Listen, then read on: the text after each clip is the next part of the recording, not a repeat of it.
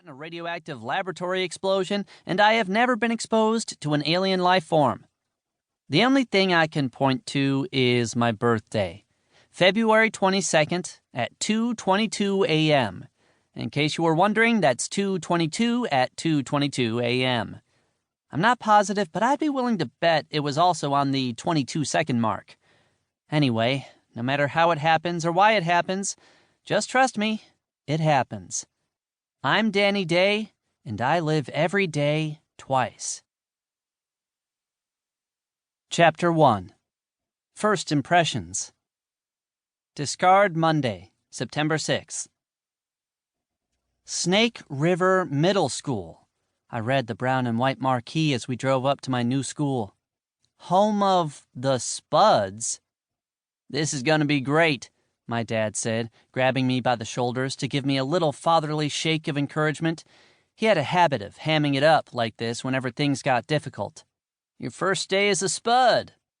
I can now die a happy man, I muttered, watching as row after row of kids filed out of 3 black and yellow buses and funneled toward the school entrance. The school year had started a couple of weeks ago, so not only would I not know anyone, but I was going to have to play catch-up.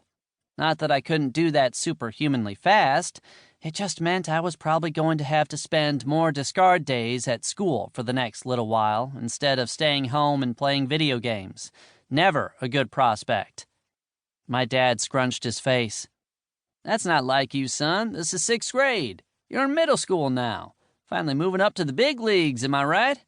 I thought you were excited for school. Kinda depends on the day, Dad, I said. I get it, my dad said, patting me on the knee. Change is hard. It's a new school with new kids and teachers, but just think of it as an adventure. Put on a brave face, kiddo. You never get a second chance to make a first impression. I raised my eyebrows. You'd be surprised. My dad glanced at his smartwatch and his eyes went wide. Speaking of which, I don't want to be late myself. I got a jet. Remember, you're taking the bus home. I nodded, grabbed my backpack, and exited the car. I was almost to the front door of the school when I heard my dad's voice again. Love you, buddy. A few girls in front of me snickered as I turned around and waved at my dad. I pulled out a pocket-sized notebook with the words Discard Day Do-Overs written across the front in black marker, and made a quick note for the sticky day.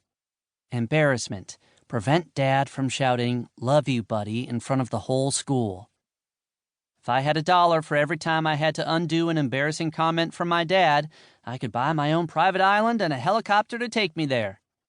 That said, it was impossible to prevent them all, even with a discard day to prepare. My dad's ability to generate cringe-worthy moments in public was a force of nature. You couldn't stop it.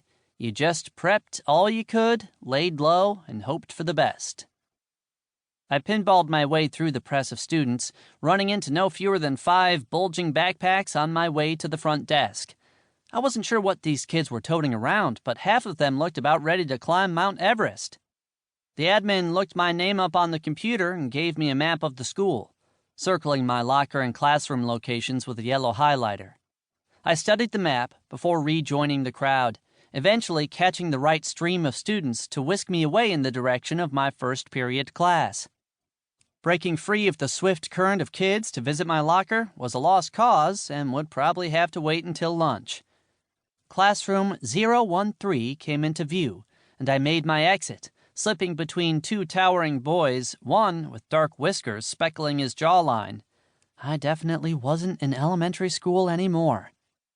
I walked in and stood at the front of the classroom, observing the typical pre-class chaos.